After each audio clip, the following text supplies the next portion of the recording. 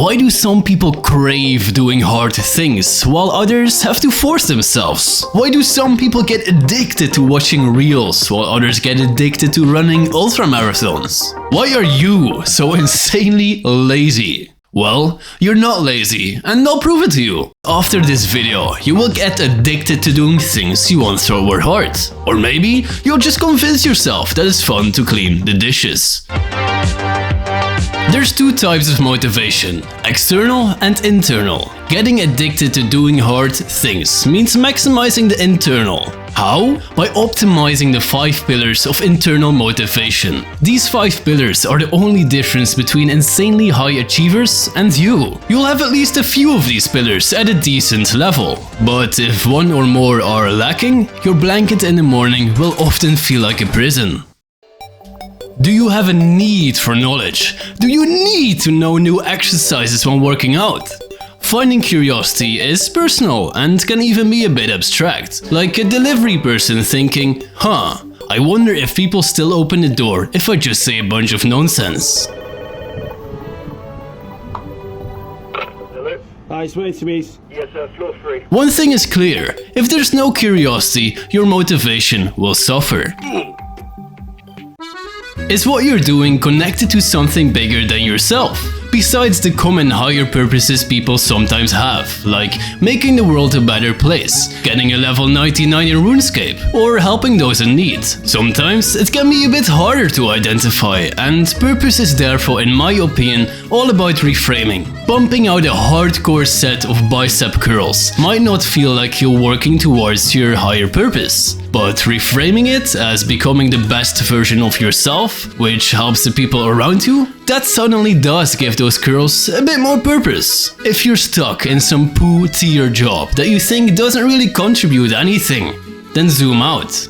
This job might just be the stepping stone to finding your purpose, and therefore also has a purpose. Whether it is abstract, direct, future-orientated or straight up weird, the exact purpose doesn't really matter as long as it works for you.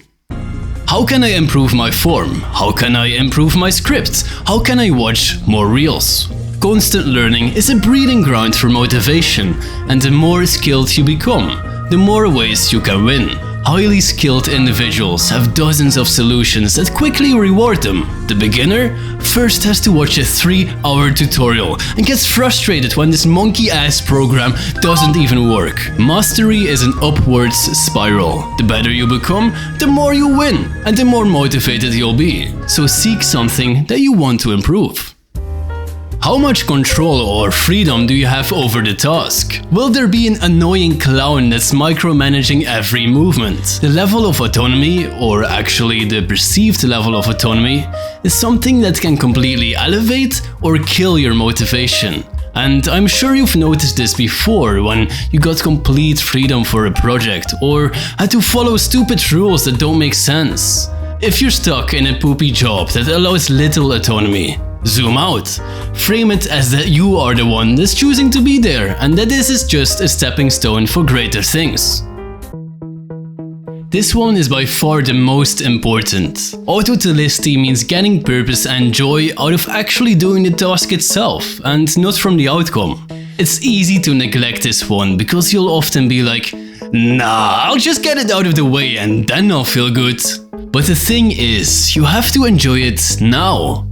When you're imagining all the goals you'll achieve, the great body you'll have, how impressed everyone will be when you finally learn to juggle. You feel kinda good, which might be motivating, but when you're actually in a gym, when you're actually juggling, that is such a different experience. Autotelicity, like most of the pillars, is highly personal, but there are 4 strategies that work for most people. If this would be an infinite loop, doing this task would be my entire life. How would I make sure I enjoy it? Instead of focusing on the infinite amount of dishes that I have to clean, how can I make sure to enjoy the singular dish that I'm holding right now? Sometimes the answer will be really simple, like pretending I'm in some brainless minigame. And other times you won't have an answer. But asking this question nevertheless puts you in a mental state of, it is about the process. Learning about human biomechanics and anatomy completely changes how you view working out. Learning about local animals, plants or trees completely changes how you view walking around in the forest. More understanding is more things to notice, is more things to get excited by, and is more fun. Romanticize your life. Become the main character. The character that is obsessed with doing your craft. The character that loves doing hard things. Pretend you're Mozart, Michael Jordan, or pretend you're you, but better. Create an alter ego, an ideal version of you that you can sometimes slip into, and identify with your goals. Instead of saying, I need to get fit, which comes from a place of lacking something, speak from abundance. I am the kind of person that works out. Being so indulged in a task that you forget everything else. Your ego, your worries, your insecurities, your oven. Being in flow state is incredibly fun, and besides that you also get the most done. It's the best of both worlds, which is definitely something worth sacrificing for. Flow state is a really broad topic, but these are the key points for entering.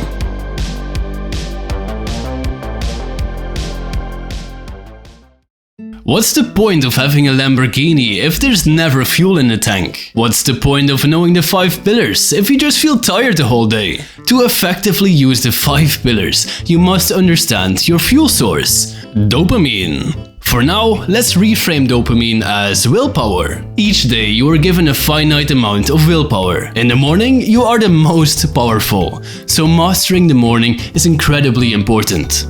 Dopamine is the chemical of more and more, the biological thing that is responsible for getting you addicted.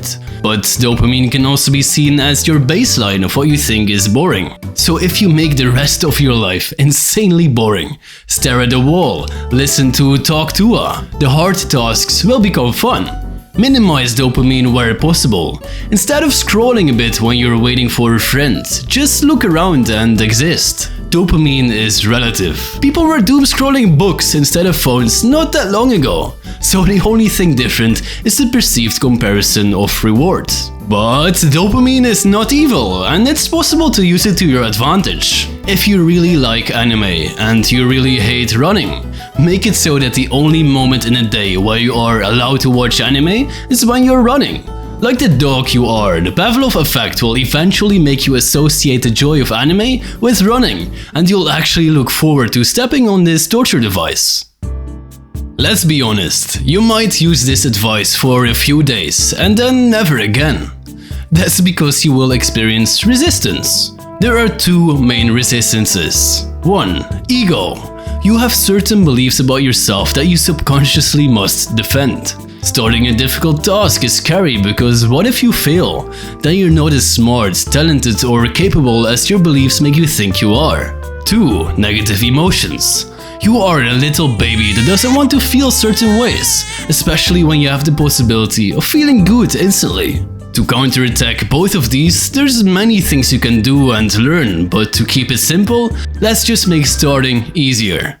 Starting a task is by far the most difficult part with the most resistance, so making starting as easy as possible makes a lot of sense. Instead of solving world hunger, tell yourself you'll work on it for 2 minutes. If you want to quit after those 2 minutes, that's okay.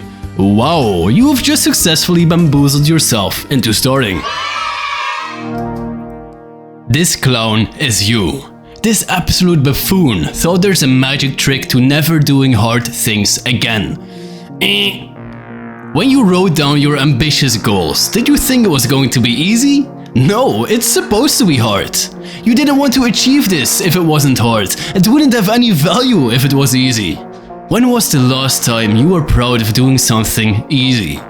Whenever you're stuck, say to yourself, this is what hard feels like.